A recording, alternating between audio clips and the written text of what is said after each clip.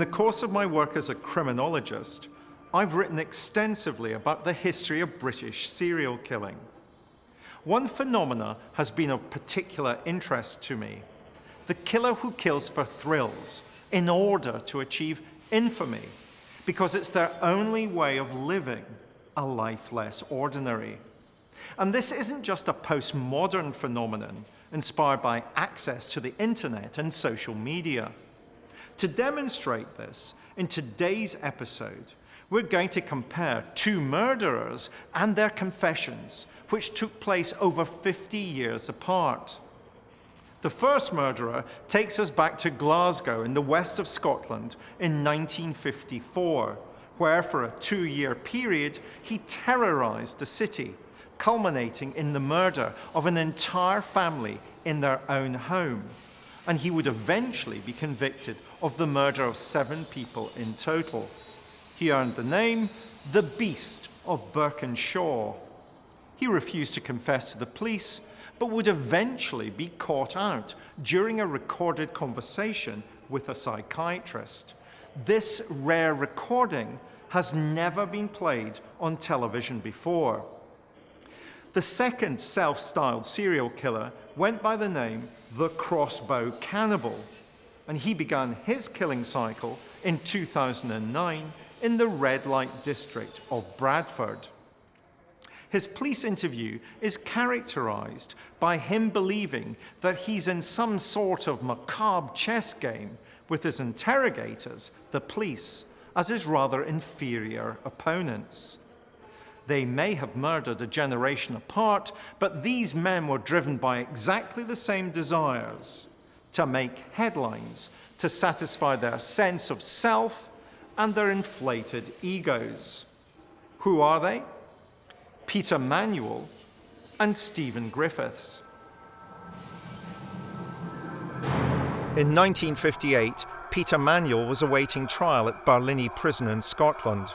He was suspected of murdering as many as 8 people in a savage and psychotic killing cycle that had lasted almost 2 years.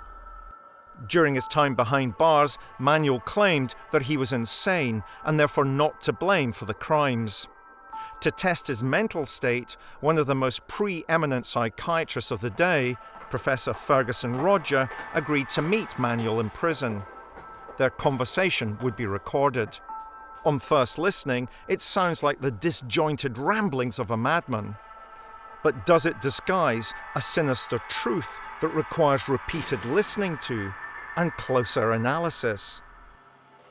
I went down to this house on a Thursday, and I found this, and I set my eyes up, and I made the move I was making, and then I went out. Yes, and I took the car.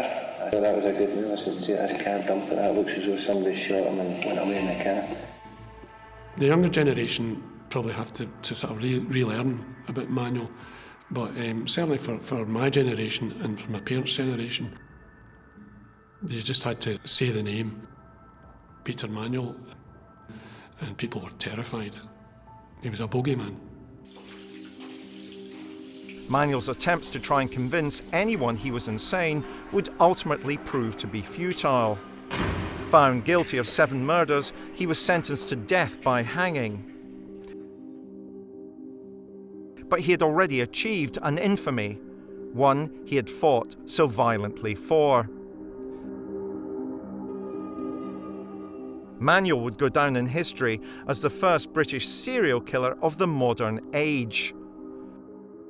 Almost inevitably, according to the behavioural scientists, serial killers begin with petty crime, progress to crimes with a moderate amount of violence, go on to sexual assault and rape, and then escalate still further to murder, and often serial murder. Manuel, in many ways, was absolutely typical of that progression. Not only was Peter Manuel actually someone who was one of the first people in the UK to carry that label, serial killer, when it was kind of invented, and he was also outstanding as a psychopath. On a scale of 40, which is what we kind of measure psychopathy on, he scored 40, which meant he had every characteristic of a psychopath. Some 50 years after they were recorded, the Peter Manuel tapes demand close scrutiny. Listen to what he's saying again.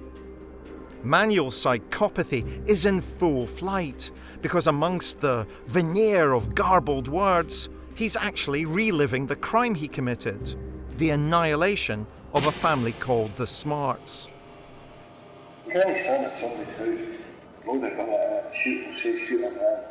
Do that in a quiet bedroom, and then go up to a fire without waking somebody up.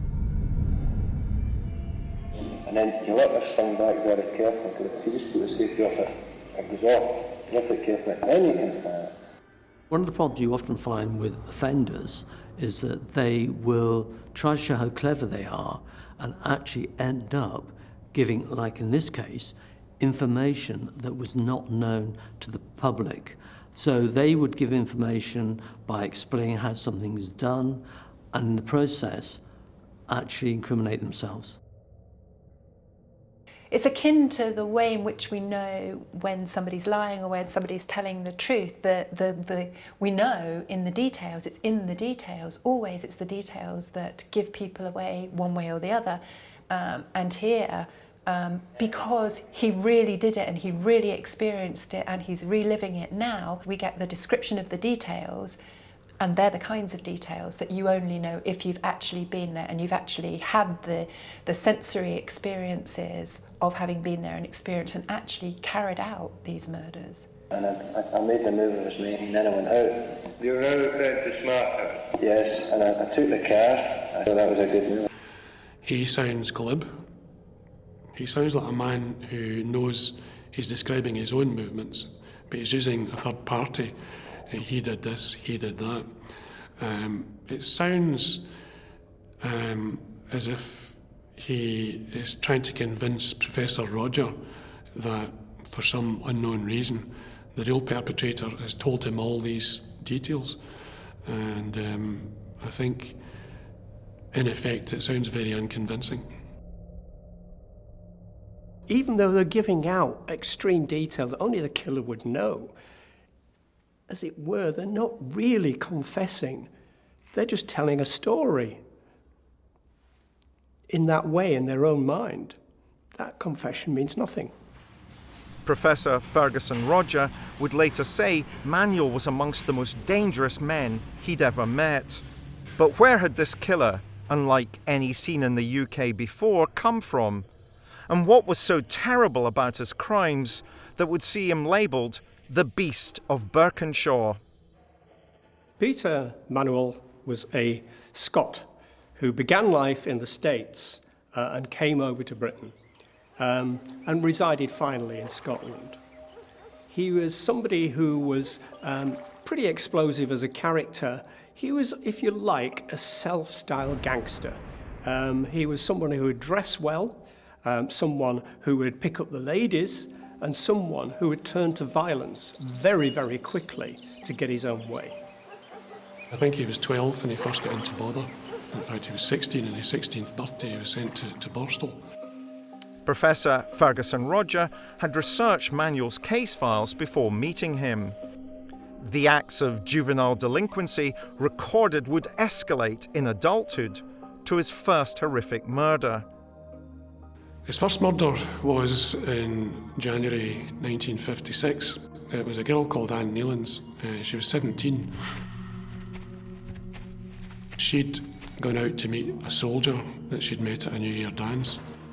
Tradition in the west of Scotland, he didn't turn up. Then decided to walk home because she only had 4 pence in her purse. When he finally wrote down a confession to this, he claimed, and another psychopathic trait, I suppose, that she'd virtually invited her own murder because she's the one that didn't want him to leave. In fact, what had happened was she'd been chased across a field. The poor girl was terrified. She'd lost a shoe in the mud. He then hit her in the head and broke her skull into many, many pieces.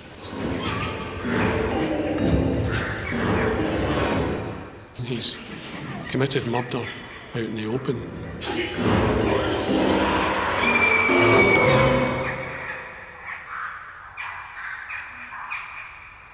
Peter Manuel was somebody who was a classic psychopath.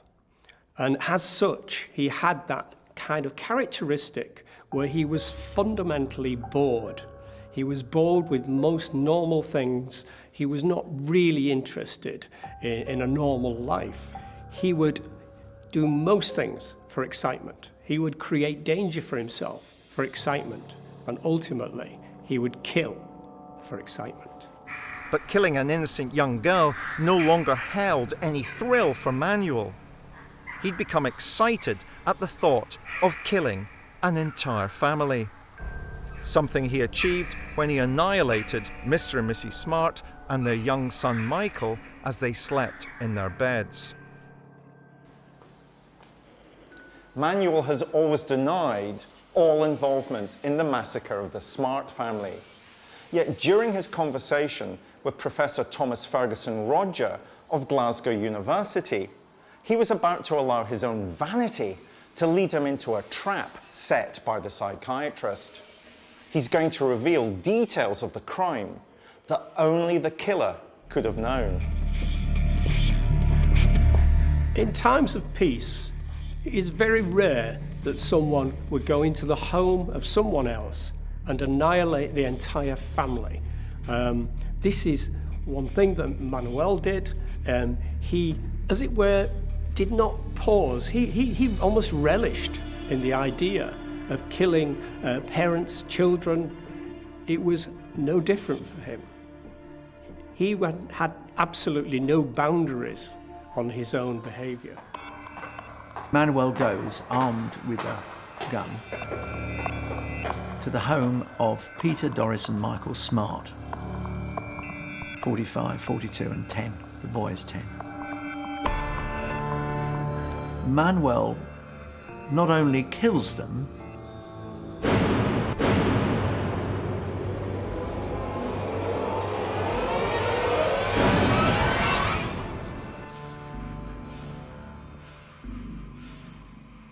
but then proceeds to live in the house with the dead bodies for 6 days.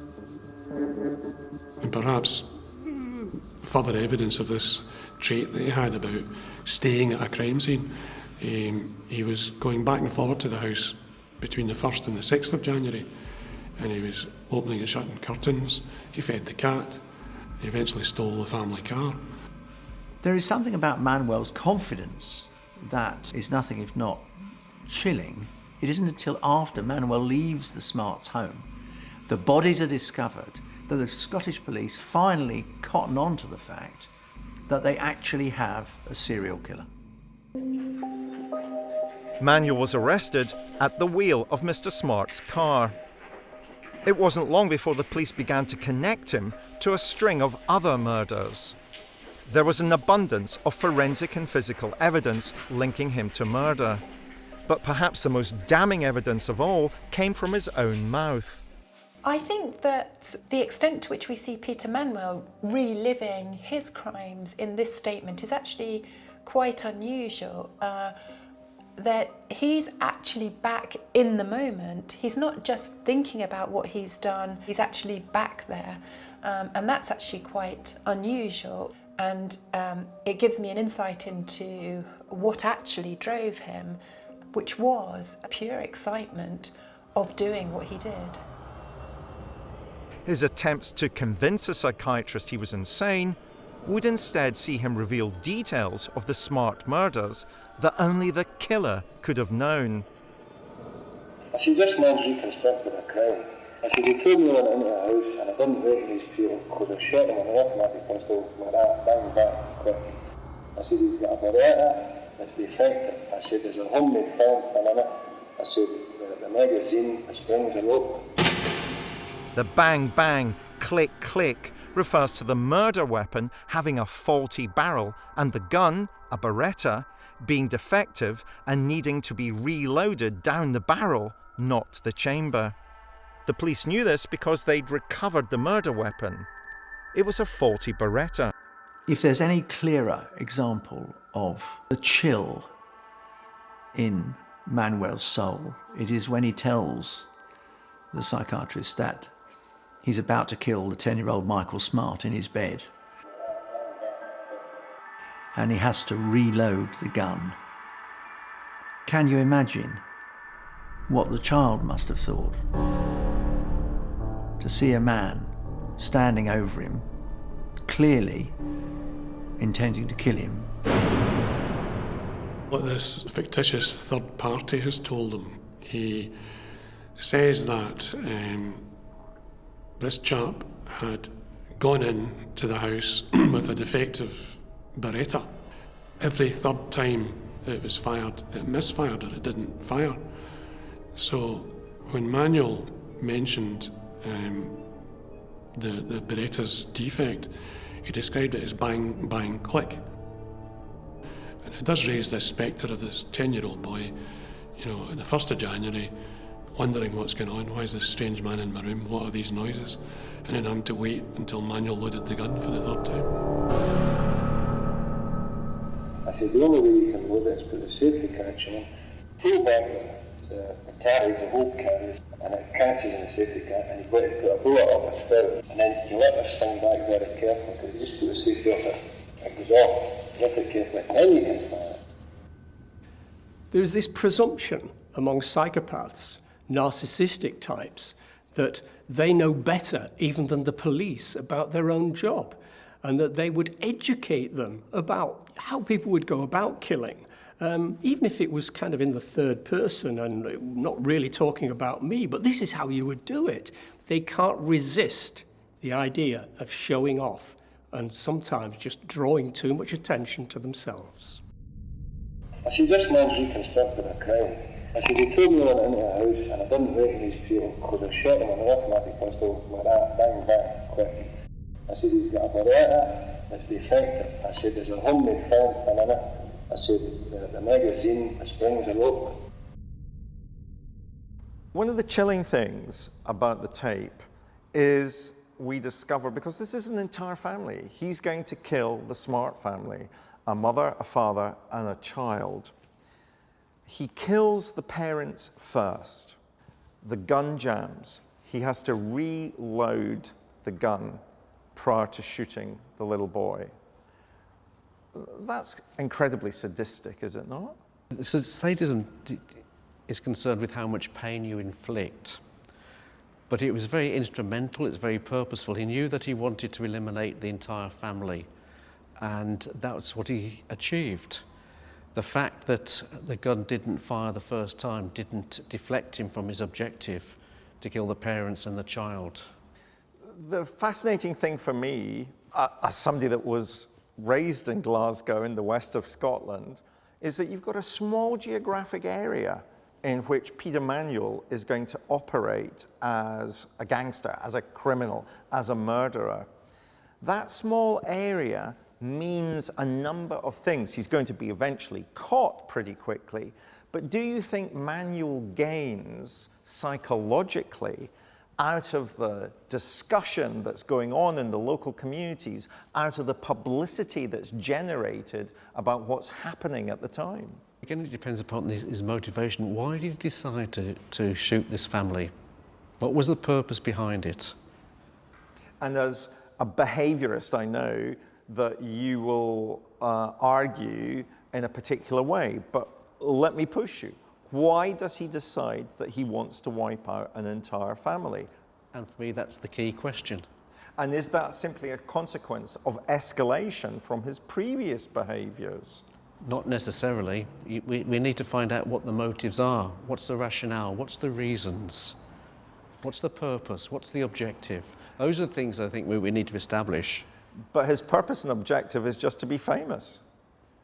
Well, do we know that? Or is that just an assumption? Peter Manuel's game of death ended with his own execution in 1958. For a man who sought the limelight, it was perhaps fitting that his final stage would hold a trap door that would open and send him to his death by hanging. He was wakened at 6, and when you think about that statement, he was sleeping. I mean, he'd fallen asleep the night before. I think a lot of people wouldn't even have fallen asleep. But they woke him at 6, and he was given a glass of whiskey and a breakfast. Don't think that was just because it was Manuel, and that would appeal to his Jimmy Cagney view of life, you know, take a whiskey and then face the rope. I think that was a tradition they had.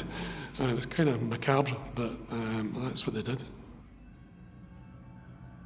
The third last Scotsman to be hanged before the abolition of the death penalty, and possibly the most notorious. For one thing that Manuel did manage to do was to chill the soul of the reporters who covered the case, of the lawyers who were present in court, because they felt they were somehow in the presence of someone who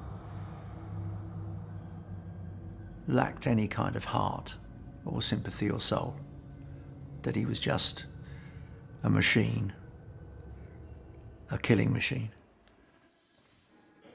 Manuel's crimes are almost certain to have been studied 5 decades later by Steven Griffiths. This PhD student in criminology was writing his own thesis on serial murder. But writing about the crimes of other serial killers wasn't what he really wanted. He wanted to be the subject, not the student.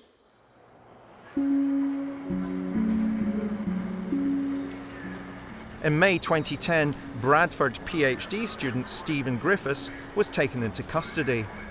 Police had caught him literally red-handed, murdering a local sex worker in the corridor of his block of flats. With such incriminating evidence held against him, Griffiths sat down to be interviewed by detectives. He was determined to present himself as a master of murder for whom being caught on camera was all part of his plan.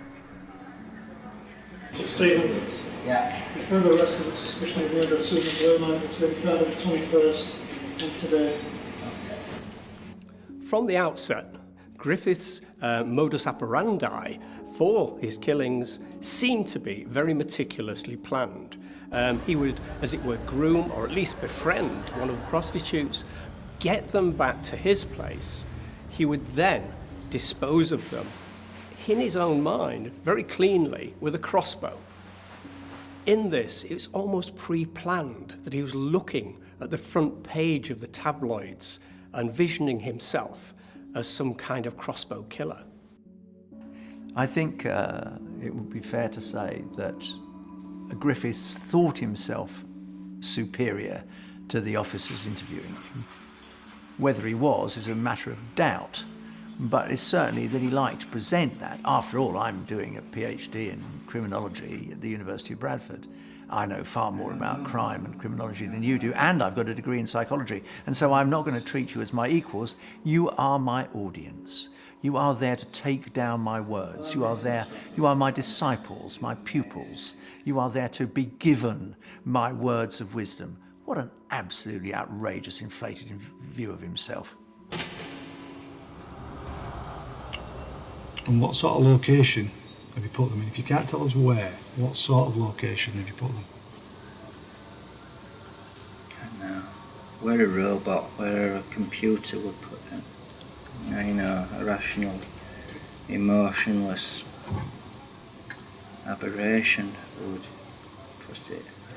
I'm not sure that the reason why he's not revealing the location of one of the bodies is so much as a bargaining chip here. It's more for his own satisfaction, so that he can hold on to one last piece of, in a sense, his pride, his professional pride. It's his one piece of expertise that remains, the one piece of information that he holds on to, that separates him, that allows him to maintain the separation from everybody else. Otherwise, his behaviour, what he's done is no longer something special that he owns, that is his. It's just something that everybody knows about. Why did you feel the need to kill her? I don't know. I don't know if I was... So, just... Sometimes you kill someone to kill yourself, or kill parties. I don't know. It's like deep issues inside me. When we look at his behaviour with the police, he was very arrogant, very dismissive. He thought he was superior intelligent. Clearly he was intelligent, there's no question about that. But he treated people with kind of contempt. And again, the thing is, most police officers don't have that much experience of dealing with homicides, because in the UK we have a very low homicide rate. And again, most homicides are domestic or related to each other. Serial killing is quite rare. Most officers don't have experience. So therefore, the serial killer is in control right from the beginning. He knows, and it's nearly always a he, that he knows more than they do. So why did you feel the need to kill any of the girls? Van? I don't know.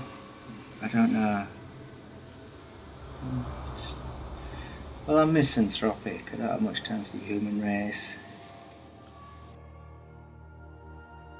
There are a number of ways in which Steven Griffiths is trying to justify what he's done by separating himself from the police and indeed from humanity. I don't have much time for the human race, as if he weren't part of it, as if what he's done is not part of the world. And this is a classic defence mechanism that comes out of the kind of arrogance and lack of general human feeling that has driven these crimes in the first place. And what sort of location have you put them in? If you can't tell us where, what sort of location have you put them? I don't know. Where a robot, where a computer would put them. You know, a rational, emotionless aberration would put it. I was struck by a number of things that Griffiths said in these interviews. I thought this idea of where would he put the bodies, where a robot would put the body, where a computer would put it, yeah, you know, a rational, emotionless aberration. Is this him trying to play with the police? Is this him trying to show off to the police? Is he playing chess?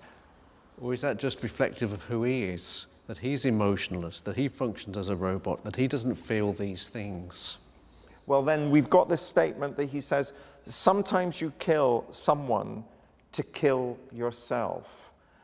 Can we accept that as a motive for why he would kill his victims?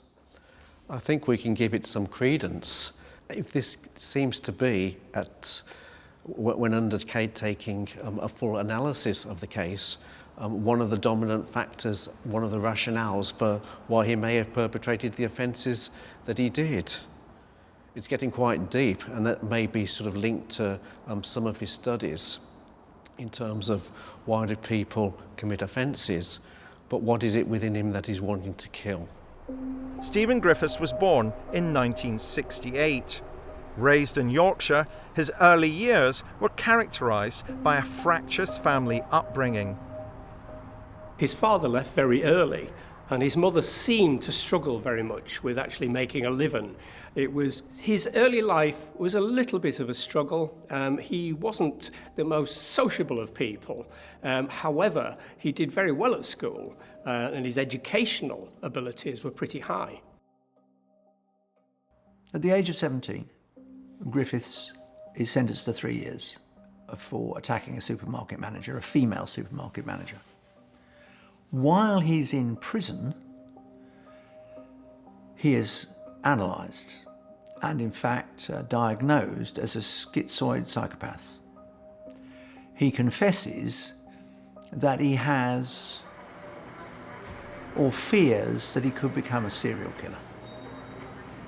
When he emerges from prison in 1991, he commits another crime. He holds a knife to the throat of another girl, but he doesn't go through with the killing. There's not a killing this time, but he's sentenced to another 2 years. I think throughout this period of his adolescence and his young adulthood, Griffiths was trying to become what he hoped he was but knew he wasn't. A man with whom people would fear. A man who could hold Bradford to ransom, could terrify the police, could hypnotise police forces across the country. When we examine the career trajectory of Griffiths, it's fairly obvious that he had pre-planned much of what he carried out. I believe quite strongly that he planned from a very early stage not only to dabble in killing, but to become the most notorious designer serial killer that he could possibly construe.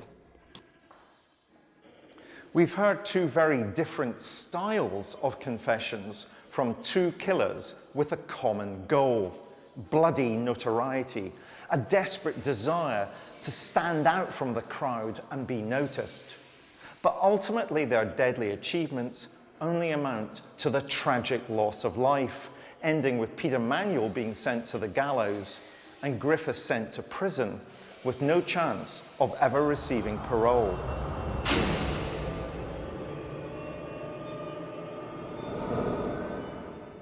When Griffiths was questioned by the police, he wanted to impress them with his knowledge of forensics.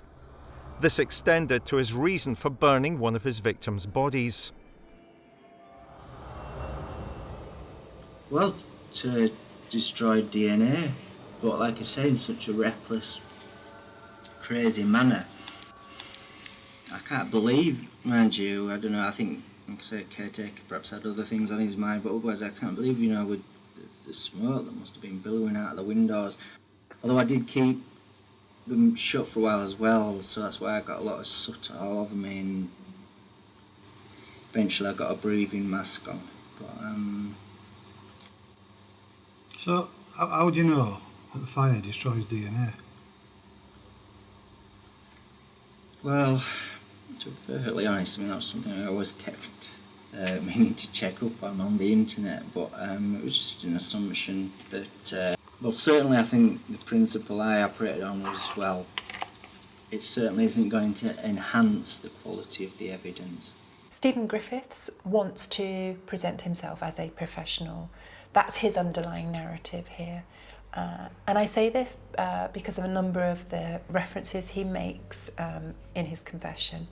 He talks about wearing a breathing mask as if he were part of some kind of legitimate activity.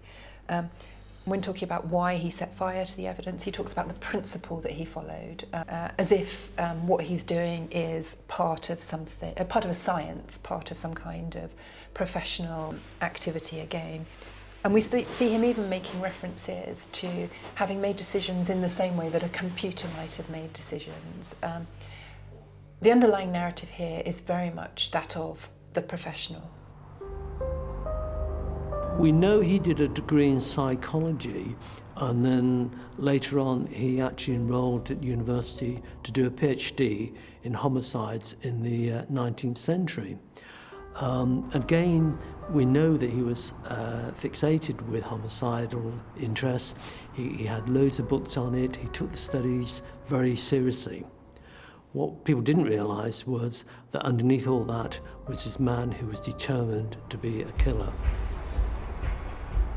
His choice of victims are interesting. He purposely chose prostitutes, and we know from the work on serial killers that prostitutes are extremely vulnerable by the way they work, the nature of their work. They're the ones that most serial killers target. The red light area of Bradford was particularly seedy, and this actually was a big attractant to Griffiths. This was an area he kind of felt comfortable in, and it's an area where he wouldn't stand out too much. Griffiths very much aligned himself with prostitutes. He had them, as it were, as his friends. Although the prostitutes tended to exploit him, there's a bit of a numpty character that they could kind of manipulate, or they thought they could, to get money and to actually cheat him out of bits of drugs and things. Griffiths' MO involved befriending sex workers and inviting them back to his flat for a party. But on entering his home, it was clear only one thing awaited the women: death. It's almost certain that he dismembered her. He may have put her in dustbin bags and distributed around Yorkshire. He may have, as he bragged at one point, have eaten parts of her. Although I think that is yet again him trying to build himself up rather than the actual reality. By this time, the police had already begun to take an interest in Griffiths. A number of people had said he was slightly odd. The housing association flat he lived in, they improved the CCTV to keep a closer watch on him. I suspect that Griffiths knew, at least to some extent, that there was a certain interest in him. And he killed again.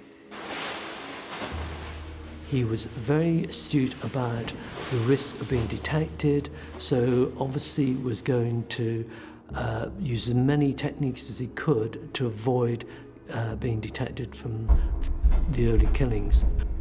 And what was interesting was one of his girlfriends said that she'd been going out with him for quite a considerable time, they had a good relationship, and then she went back to his flat and found that the furniture and everything was covered in plastic. His final victim was a woman called Susan Blamirez.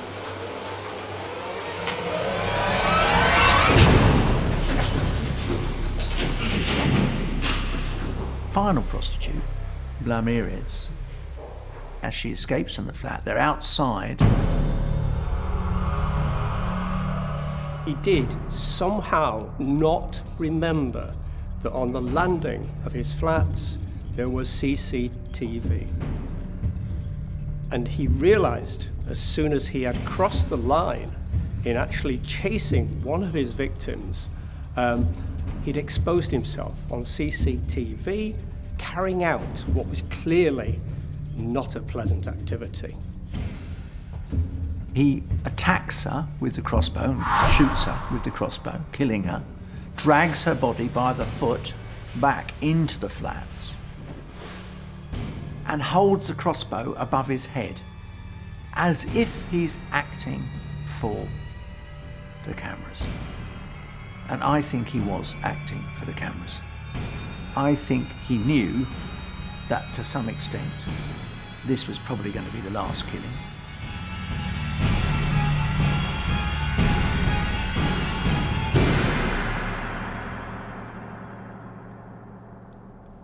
There was no way that he could escape the fact that this is all being caught on CCTV. And I think he relished it. I think he thought, this is my signature. I will forever be known as the Crossbow Cannibal. So, how would you know that the fire destroys DNA? Well, certainly I think the principle I operated on was, well, it certainly isn't going to enhance the quality of the evidence. So Michael, Steven Griffiths, the PhD student in criminology, we both supervise PhD students. Is this confession about him showing off his criminological knowledge? I think it shows a lack of insight and awareness because he didn't research sufficiently, if at all, the impact of fire on DNA evidence. You'd have expected someone who was studying for a PhD, if they were going to carry out something that was very deliberate, to have researched the consequences of that action. And he never went onto the internet to find out about fire and DNA. I find that surprising.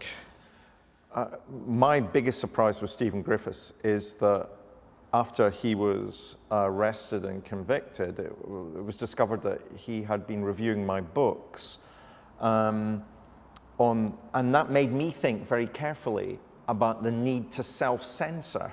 You know, do these serial killers research in a way to become better killers? And I wonder what responsibility you and I have, people like you and I have, to be very careful about the kinds of information that we're prepared to put in the public domain. Well, I think that is always a difficult area. Certainly, those who want to perpetrate serial murders may well read about it beforehand, others may not. It's the same as when crimes are reported on TV, certainly when there's ongoing investigations and the perpetrator hasn't been caught, and individuals are interviewed by reporters about who they think may have committed the offence and what are the features and the characteristics. All that can feed into a knowledge and awareness of how to avoid detection. One of the things you find with serial killers is they do like to establish their record. They do like to establish what they've done, how they've done it, because it's almost kind of like a pecking order of serial killers. We think of Yorkshire Ripper, we think of Ian Brady, we think of Black. There's a pecking order in terms of serial killers, and the new guy on the block wants to establish his role.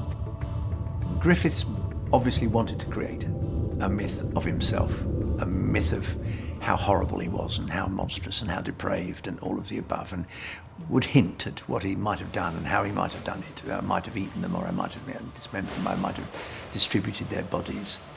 I think it's flim-flam. I think it's no more than a magician in a fairground. I think he doesn't deserve to be taken seriously. I don't think much of what he said he did. I think in the end he is a man of straw, but for the fact that he killed 3 unfortunate women.